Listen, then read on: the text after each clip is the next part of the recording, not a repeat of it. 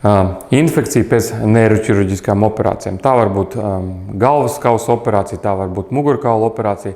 Tātad infekcija ir viena no komplikācijām, kas ir savā ziņā nepatīkama. Protams, infekciju var izārstēt, bet tas vienmēr ir nepatīkami gan ārstējušam ārstam, gan pacientam.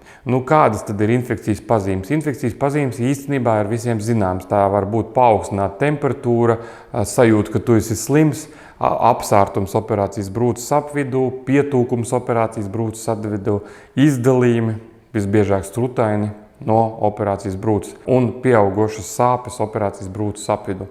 Tas viss liecina par infekciju.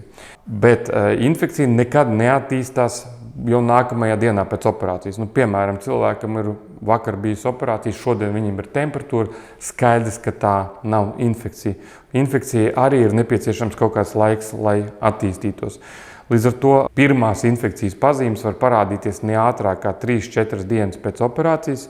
Tātad, ja pacientam ir kaut kas no šīm te pazīmēm, tad varētu sākt domāt, vai tik viņam gadījumā nav infekcija agrīnā etapā.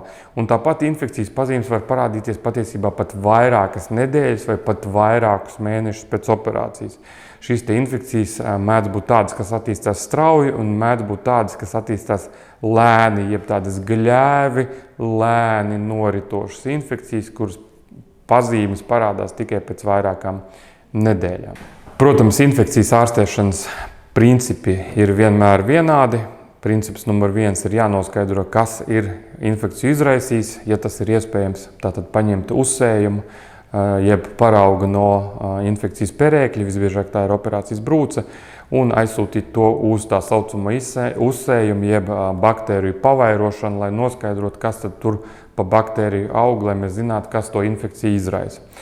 Otrs ārstēšanas princips ir likvidēt strutaino perēkli, ja tāds ir. Tātad, ja cilvēkam ir strutains perēklis, tad šis te perēklis ir jālikvidē, jo nekādas zāles neiekļūst pašā strutainā perēklī vai iekļūst ļoti slikti. Un ārstēšanās ir grūta. Trešais princips, protams, ir pielietot antibakteriālo terapiju, tātad jeb antibiotikas. Antibiotikas ir zāles pret baktēriju izraisītu infekciju. Atkarībā no tās infekcijas dziļuma, infekcijas plašuma, atkarībā no bakteļa, kas ir izraisījis šo infekciju, infekcijas ārstēšana var būt īsāka, var būt garāka, bet kopumā infekcijas ir, lai arī ļoti nepatīkama komplikācija gan pacientam, gan ārstam, tā tomēr ir ārstējama problēma.